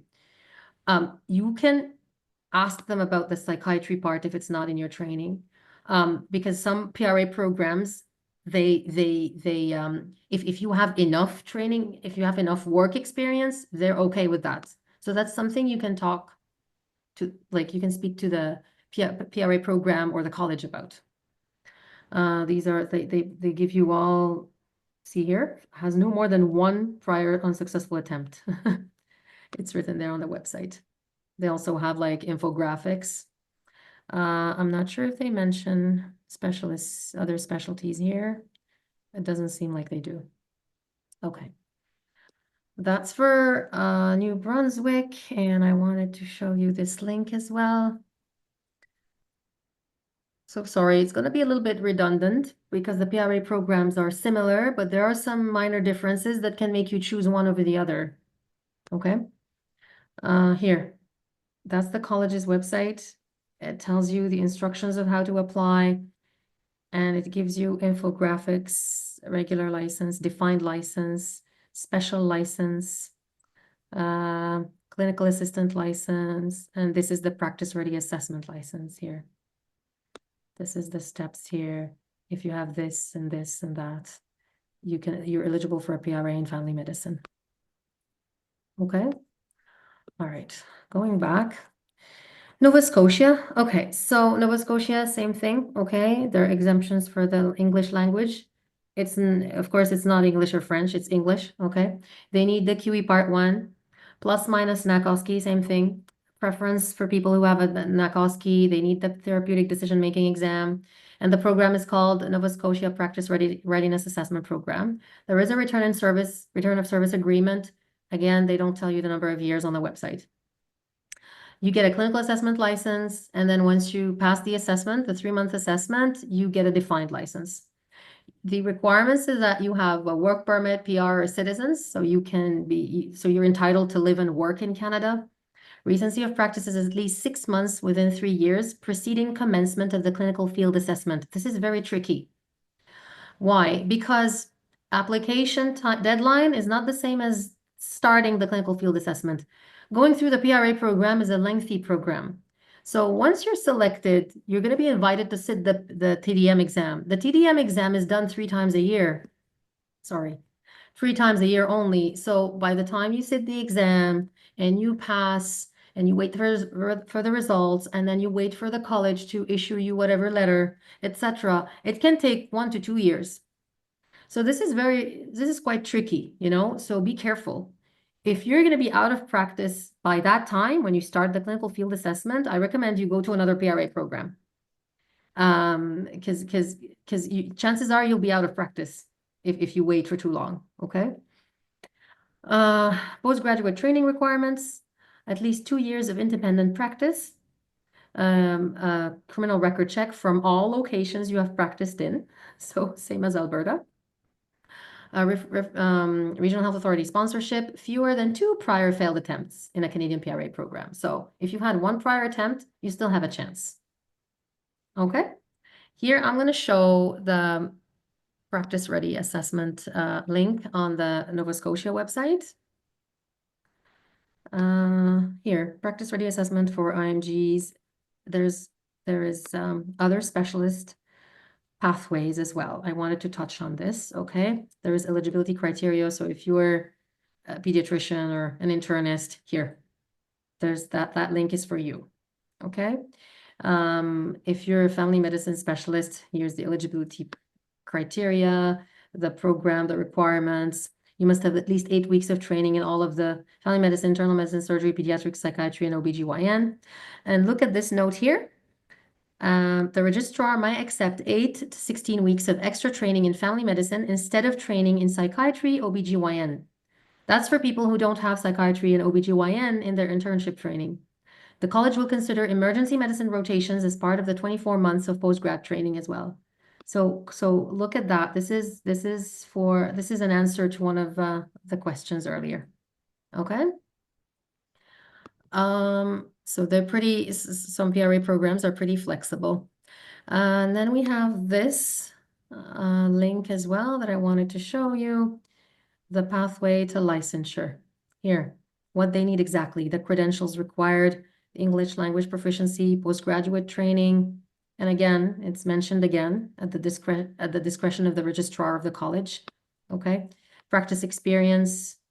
So here they put here, practice experience must be at least 0.5 full-time equivalent or at a minimum of 900 hours annually. Okay, and candidates must provide an explanation for any gaps in practice. For example, if you haven't practiced for, I don't know, 6 months because whatever, you immigrated or something, you can mention that, why you had a gap in your practice. PRA to supervise practice, PRA recommendations. So there's a lot of information that can be useful to you, but read through. I really recommend to read through the website. Every single detail is important. And those websites keep changing. The pages change, the information changes, the guidelines change. They can change within a month or 2. So stay up to date. Newfoundland Labrador, the province I worked in. So same thing for English. There are exemptions. Exams accepted are the QE Part 1 or USMLE Step 1, 2, 3 or COMLEX USA or NAC OSCE, preference for people who've had the NAC OSCE done. Then the TDM after you referred. Practice Ready Assessment Newfoundland has a return of service agreement, but I am not aware of how many years you're supposed to work in Newfoundland after you. It doesn't say. It doesn't say. It's probably per candidate. You get a clinical assessment license, and then you get, after you pass your assessment license, after you pass your assessment training, you'll be granted a provisional license. Recency of practice is 450 hours in the previous 3 years. There are postgraduate training requirements as well. You need a criminal record check. You need a letter of eligibility from the college for the PRA NL program. So it's the opposite of BC, for example. In BC, you're supposed to apply to PRA BC. They do a pre-screening and then they refer you to the college. In this case, you need a letter of eligibility from the college, and then you bring that letter to the PRA program. You send it to them. They're going to give you a RHA sponsorship, and you should have fewer than 2 prior failed attempts at a Canadian PRA program. Here is a flow chart, and here are the minimum requirements. So they're all PDF. This is what I found. But because in Newfoundland, it didn't start. The PRA program started during COVID, actually like right after COVID. So there was a bit of a delay there. So this is family medicine. It gives you the English language proficiency, currency of practice, and then have you obtained CFPC certification, the College of Family Physicians of Canada certification? No, because you haven't practiced in Canada. Is your training certification from an approved jurisdiction? And then have you completed? No. If you've completed 2 years, you go like, yes. Have you done your QE Part 1? Yes. You may be eligible to get a provisional license. Have you completed a minimum of 1 year plus 2 years of practice? You can say yes, and then you may be eligible to this. Okay, so that's from the college website. Just a second, and that's the other. Oh yeah, I used the same link, sorry. Oh yeah, okay, there you go. Minimum documentation required to obtain a license to practice in Newfoundland. So the medical school diploma, transcript, if you're a specialist, all postgraduate training certificates, licensure, practice history, English language, professional conduct, identification, photograph, and passport. That's going to be on your physician's apply account. You're going to be able to share that with the college. You're going to do a course for culturally safe healthcare for Indigenous patients in Newfoundland, Labrador, and then the forms that need to be filled. Okay. So that's about Newfoundland. And here, because those PRA programs, many of them are through the Faculty of Medicine, okay? This is what the Memorial University of Newfoundland says, how to apply. Before you apply, you must first be deemed eligible by the college. PRA Newfoundland does not accept any applications without this letter from the college. You need something called a letter of eligibility. Once you give them that letter of eligibility, you can apply. And these are the requirements and how to apply. You just click on this button. Okay. Ontario. So Ontario also recently joined the Practice Ready Assessment Program WAVE. IELTS, and very interestingly here, IELTS, OET, CELPIP, if you've had an expired test within 3 years, plus a letter of support from, I think it's your whether university or your boss, I'm not sure. If it expired, they may actually accept it. Interestingly, here it says in your English, may submit an expired English language proficiency exam accompanied by a letter of support from a colleague or a supervisor indicating evidence of active use of English in a professional context during this period. The exam must be within the last 3 years at time of application. So you have a chance if it expired. Okay. They need your LMCC. Okay. And the plus minus the NACOSCI and the TDM exam. It's called PRO, Practice Ready Ontario. It's through an institute called the Touchstone Institute. You apply through there, and they're very clear. They have a 3-year return in service in rural settings that are set. There's names of those places, so you need to be prepared. You need to be a citizen or a PR, as per what I read. You need 48 months, that's 4 years of training and practice experience. 1 year postgraduate training plus 3 years of practice, or 2 years of postgraduate training and 2 years of practice. So in total, 4. 1 PG training or 2 is fine. They're okay with having 1 year. Recency of practice, 960 hours practice in the immediately preceding 3 years. And they put that note, and no other program mentioned this. So virtual care is okay, but you need a minimum of 720 hours must be in person. Postgraduate training requirements as well, fewer than 1 previous failed PRA attempt in Canada. So you can, if you've had 1 previous attempt, you cannot apply. And this is the website here, the Touchstone Institute website. Again, gives you details and how to apply. And I recommend you sign up for the PRO mailing list if you want to apply to Ontario, so that you're aware when they're gonna open, or if whatever, any news, any changes, they're gonna email you. Okay. There, the process, how it's done, return of service, it's clear, 3-year agreement. So really, really thorough in Ontario. They tell you like everything you need to know, basically. And it even tells you like how much it costs. So it's not a calculator anymore, but but it's like tables and telling you how much everything you're gonna apply costs. Okay. Saskatchewan also, so Saskatchewan has one of the best PRA programs in Canada. It's called the SIPA, Saskatchewan International Physician Practice Assessment, SIPA, and it's via a website called SaskDocs. I'm not sure about the return of service, how many years, I'm not sure. Same thing, I'm not going to go through language again. We have the QE Part 1, plus they need the NAC-OSCE or the QE Part 2. So I'm not sure if they're going to accept the LMCC without an OSCE exam. QE Part 2 doesn't exist anymore, so you can ask them when you apply. Do you want the NAC-OSCE or is the LMCC enough? And of course, the TDM exam. You get a license type called educational license during the assessment. After you pass the assessment, you get a provisional license. The requirements are 3 years full-time practice. If PG training, less than 2 years.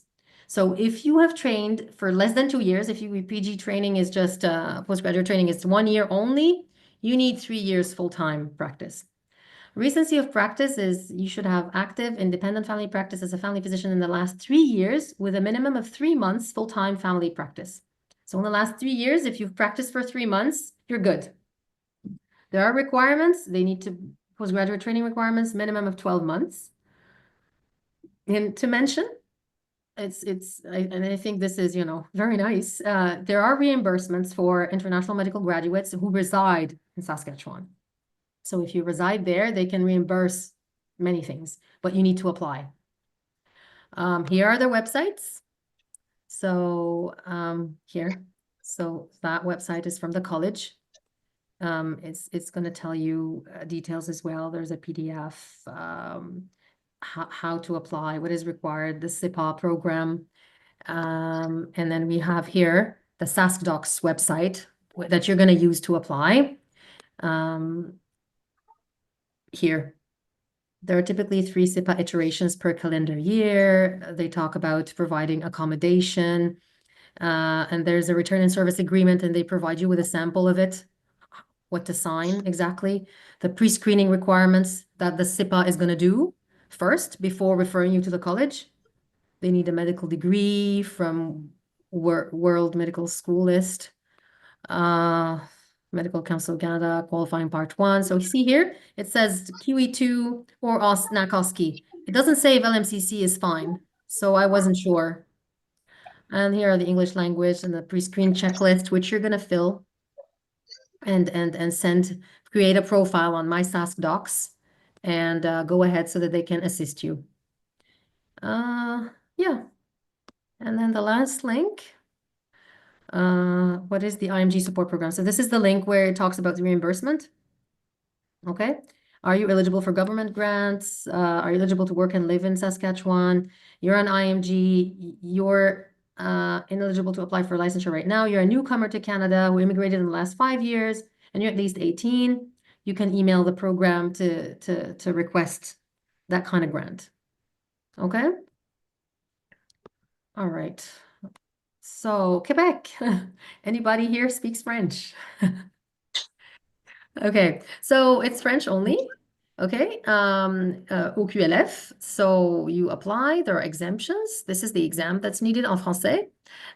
They need, so it's kind of a little bit, I felt it was a little bit outdated, but the MCC evaluation exam doesn't exist anymore. Or QE Part 1 or USMLE Step 2 CK.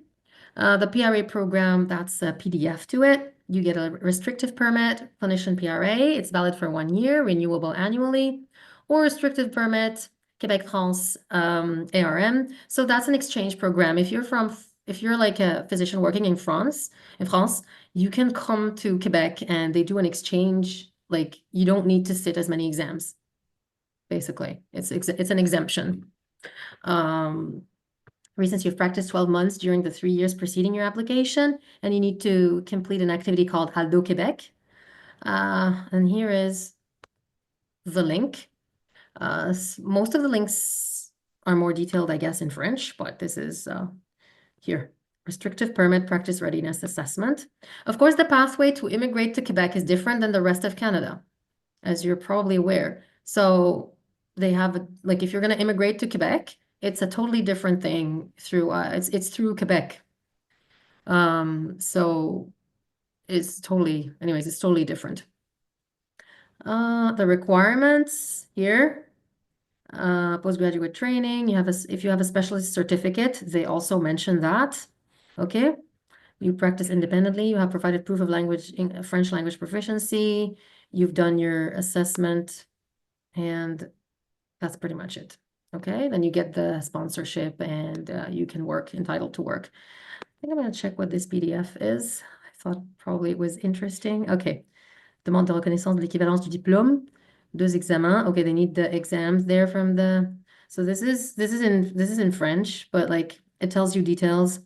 Admission, faculté, formation complétée. So this is for a regular permit. This is for a restrictive permit. If you're an international medical graduate. So this is. I didn't find something more updated than this on the website. It says this is from the 1st of April 2023 to 2024. So some things are not up to date, but you can, if you want to work in Quebec, you can continue, you can contact them and keep checking the website regularly because chances are the requirements are still the same. Nothing changed. Okay, I'm gonna close this. Now, PRA programs, they're not offered in Prince Edward Island, Yukon, Nunavut, or Northwest Territories. They're not offered.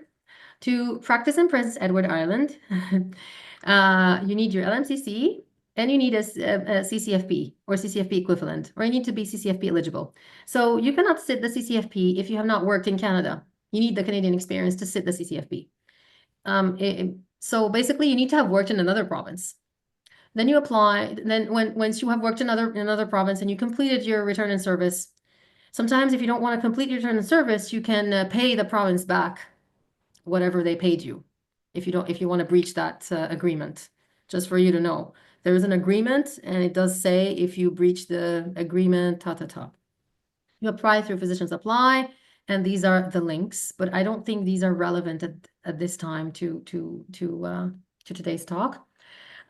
Just to let you know, anyone who has passed the PRA program, after they've passed it and have practiced for 1 year, just 1 year in Canada, they're eligible to apply for the CCFP.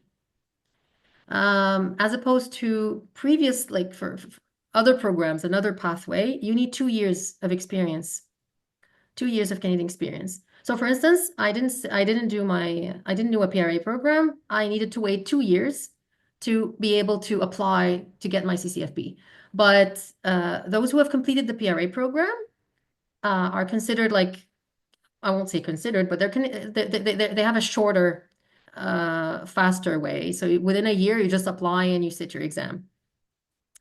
Yukon, same thing. IMGs must secure a full medical license in another jurisdiction before applying for registration in the Yukon. Apply through Physicians Apply, and this is the link. Nunavut, same thing. Must currently hold, and it says so on the website, must currently hold a full unrestricted license in another province or territory in Canada, or be eligible for a full unrestricted license in another province and apply through Physicians Apply. Okay. And Northwest Territories, no PRA programs. The website is a little bit, like, I'll show you what the website looks like, just so you have an idea at the different colleges and territories. Not all of them are like detailed, so you don't really know what you're supposed to be doing. You have to email them back. And that's based on lack of resources, of course, okay? So I don't know why it's taking time to load. If you just bear with me just a second. Okay, if it doesn't load, that's fine. Going here. Okay, Do you want me to give you my personal advice, or do you want me to answer questions first? I'm about to finish, and then we can take the questions. Is that okay? Sure. Okay. So my personal advice, okay? Save money early on. As you can see, it's a huge amount of money, okay? Prepare well for exams. You don't want to pay $3,000 for an exam that you're not well prepared for. Okay, it doesn't make any sense, and you're going to waste time, and you're going to be out of practice, and then you're going to waste your chances of working here. Find several study partners. So if you're going to study for an exam, find a study partner to motivate you. Okay, you study together, open up a video. Especially if you're going to sit an OSCE exam, you need to train. You need to do virtual training at least, or see, or get someone like it doesn't have to be virtual. It can be someone that you meet, or go meet with someone and train, like for the OSCE. Study Canadian guidelines, as I mentioned before, not US, not UK. They're different. Every place has its guidelines. And in Canada, it's a public system so far. It's not like the US, it's private, so everything is paid for. Source verify all your documents before coming to Canada, ideally. Like, don't come to Canada and get stuck and you can't source verify your documents. At least you can go back to your institution and talk to them. Like, did you receive my document? Did you, et cetera, et cetera. I recommend this, okay? Lots of payments to be made gradually, not lump sum. So don't be discouraged. You're going to do those as you go. So you're not going to pay $20,000 in 1 year. Chances are it's going to take time. Read information from the source.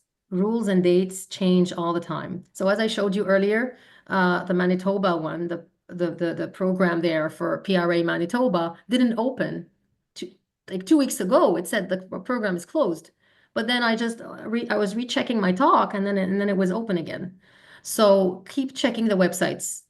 Stay up to date. Sign up for newsletters, as I showed you earlier. Any newsletter from any of the websites I showed you, Touchstone Institute, SaskDocs, whatever.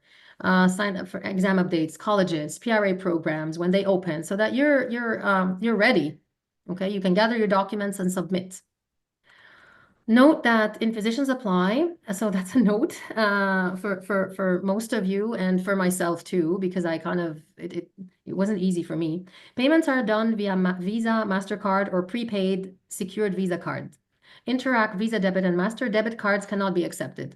So that's something we should bring up to Physicians Apply, I believe, because I think international Visa cards, or I'm not sure if they work. Not all of them do. So if you're overseas, you might have to transfer money to someone in Canada in order for them to pay using a Visa card. And I don't know why that is, and I don't know why it hasn't changed. Unfortunately, I looked up the website and it's still the same thing. So I think it should accommodate any kind of visa. To me, it doesn't make any sense. Okay, but be prepared that your card might not work when you want to pay for the exam. So make sure you have your backup. Do's and don'ts. Okay, so I put here, stay up to date on changes in licensing and requirements through official websites. Don't listen to rumors. Okay, just go online or talk to the source. Complete the QE1 and language tests before landing in Canada, ideally if you can. Okay, plus the TDM if you're selected, because there are many physicians who are selected when they're back home. They're still working. They've done their TDM, and once they're ready, they have a set date to start their assessment. They just travel, as simple as that. Don't wait until you come to Canada to start the process, because there is an out of practice risk. You don't want to wait that long, okay? Apply for immigration and work permit early in the process, and don't use untrusted or unqualified immigration consultants. That's something very important. Immigration consultants now have a specific college, so they have a number. So you can look them up. They have a number, they have like a profile, and it's on their college. This didn't exist in the past. So don't fall into like social media scams. Okay, you don't want to pay money to scammers. Stay in practice as you work towards licensure, and don't stay out of practice. Set money aside for licensing requirements, and do not waste time and money. Keep trying. If one medical regulatory authority or one college doesn't work for you, try another, and don't give up. That's my motto. Okay. That's my motto, and I'm ready for any questions. Go ahead. Wow. Thank you so much, Dr. Badi. This is indeed a mouthful. And we do have some questions here in the chat, and we also have some hands raised. Let's go with a question here in the chat. Failed PRA means, and I'm thinking that's related to the attempts. Yeah. Failed PRA, like they'll tell you, unfortunately, you have not passed your PRA assessment. Sorry, you failed. So because there's an assessor who assesses your work. If you're deemed unsafe, they're gonna say failed the assessment, and you won't be able to continue. And then there's another one here. Thank you. Could you please explain what PRA attempt means, and is it the CFA process? The what process? CFA process. I'm not sure what the do you mean about Okay. CFA process? So, OP is saying, if you could open your microphone and give us a little bit more background on that question, that would be good. Let's take a hand. Clinical field assessment, right? CFA is clinical field assessment, right? Yeah. Okay. So you can. Okay, Yeah. could you go ahead with that one first? So if you fail your assessment at any stage, attempt means that you did it once, you were accepted, and you went through the program, and unfortunately this attempt failed. Because it's an attempt. You're trying to get to work independently, right? So once you get to work and you're with an assessor and he assesses you, and so if you fail, then that's what it means. There's two parts to the PRA program. There's the oh my God. So there's the first part is there's rotations. So there's a clinical field assessment, and there's another the first part, I forgot its name. But if you fail any of it, any part of it, basically after you're done with your assessment, you're waiting for a response from the program to tell you, yay, congratulations, you have passed. Now you can apply to the provincial license, the provisional license, or the defined license, or whatever license you can get. You can practice independently. Or, unfortunately, there are people who fail. So yeah, that's what it means. I hope that clarifies things.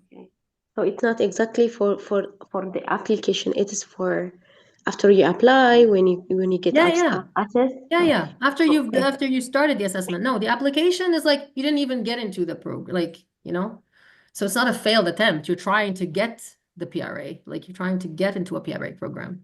But yeah, there's no failure because you're applying. You didn't even attempt it yet. Yeah. Okay, thank you. And Mahida, I see Madiha, your hand is up. You can go ahead with your question. Assalamu alaikum. I have a question, Dr. Manal, that so for my understanding, for PRA, you need the 1-year internship after your medical school, the compulsory mandatory internship, which everybody does, right?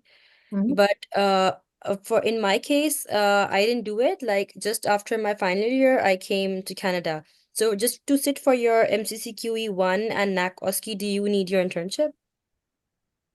Oh, good question. I know for the LMCC you need your internship, but QE Part 1, I'm not sure. I think I'm gonna have to look at the talk. I think you need to at least have your, were you able to get your degree without Yes. So I have my degree with transcript, everything, but I just did not do the internship. Like I just landed directly after doing my med school, I landed here. So what's your plan? Are you gonna do? Yes, I want to do my exams. So my question is that is it like the house job or the internship? Is it compulsory? Like if you can do your exams and sit for CARMs, like if you haven't done your internship? That's a good question. That if you want to do CARMs, it's probably different. But to my knowledge, I'm not sure if you can sit your, you see what I mean is how far can you go without postgraduate training for the PRA programs? I don't think you can go through any PRA program without any training. Like not the PRA, just for like CARMs. CARMs, then that would be another talk. Go through CARMs and look at the details. I am not sure. Dr. Badi? Yeah. Thank you. for CARMS, we will have a separate session dedicated towards that. So look out for the communication where that is Sure. concerned. Yeah, but I think for QE1, you can do it. You just need the postgrad training for apply to get your LMCC. Okay, okay. Thank you so much. Thank you. No problem. Okay. Question from the chat. If I have worked as a family physician in a private clinic back home for more than 3 months, more than 3 years, how do I get that verified? With the private That clinic, question is from nothing- Rabia. You don't need that verified. That's work. A physician's apply doesn't do anything about work. It requires your credentials, meaning like your medical school diploma, transcript. But for work, the proof of work is required by the PRA program, and they're going to ask for your colleagues to fill in some reference letters or so, or for your work to provide. I mean, it depends. I provided some links there you can go to, but the only thing that would may be required by some colleges is maybe a proof that you have a license in your home country. It doesn't matter if you're working in a private clinic or not, but as long as you're working as a certain, I mean, most of us worked in private clinics. It's not an issue. Yeah, so my question was that, like, if I have worked for 3 years in a private clinic, that would count towards my work experience of, like, for a certain number of months. I need that experience to be eligible for the licensing. So that Yes, of would course. count. Yes, it counts. It was work, right? It was paid work. You were not volunteering. Yeah. Yeah, that of course that counts. Yeah, any work in your field as a doctor works, like as a family doctor or as a GP, counts. Yeah, Okay. Thank you. no problem. Another question here. Is there a chance for me to proceed as I'm out of service since 2018? I was psychiatrist in my home country. Okay, so you would have to go through the PRA specialist programs and see what the requirements are. So if you've been completely out of practice, 2018, that's 6 years from now. I don't know what program would accept that kind of recency of practice. I'm not sure about this specialty in particular, but you would need to, you saw the websites I sent, there's some of them for specialists. So just look at the links and see if they accept it or not. I wouldn't be able to tell you, but the more you're out of practice, the less chances you have. Thank you. And then the last question before we close, because we're up on time now. Which PRA program allow clinical assistant role to renew recency of practice? Okay, so I looked that up. I didn't see, and don't take that for granted, but I didn't see that it says anything about clinical assistant like I'm not sure if they accept clinical assistant work as a GP, because most of them they mention work as a general practitioner or work as a family physician in the past. They don't say as clinical assistant. So I do not think that this counts unless it was a certain specialty, not family medicine. For family medicine, you need to be a family doctor or a GP. But for other specialties, I think they accept that. It depends on Okay. the program. All right. Thank you so much, Dr. Manal. Very informative presentation and also very engaging as well with our participants. We really appreciate the time and effort that you have taken to, of course, compile all of this content and these resources to share with the participants in our program. For all the persons that remain on the call, just to show your appreciation and gratitude, you can just type your thank yous in the chat. There are also the reaction buttons. You can use them, send up those smiley faces or put some ones. Just type some ones and send them up just to, of course, express how much you were engaged or the information that you received from the session. That it is indeed helpful. All right. So Dr. Manal, thank you so much for joining us and for facilitating the session. Just to make note of our team here at PEGASUS, we have with us today Mohammed Nashat, who is, of course, from BETAC, the information technology service provider that supports us at PEGASUS Institute. And this is the end of the session for today. I would just like to say thank you so much for all of you who have joined, and of course, look forward to our upcoming session next Friday. Other communications will be sent out to you as they become available with regards to our other programming. Thank Again, you very much. all Yeah. the best to Thank you, you. Thank you very and much for inviting me. do have a great weekend. Thank you again. Thank you, everyone. And if you want a PDF of this talk, I'm happy to share it. Thank you very much. All the best on your journey, and I hope you all reach your goals soon. Don't give up. Never give up. Assalamu alaikum. Thank you, Dr. Badi. We'll communicate via email pertaining to the slide deck. All right. Goodbye. Okay.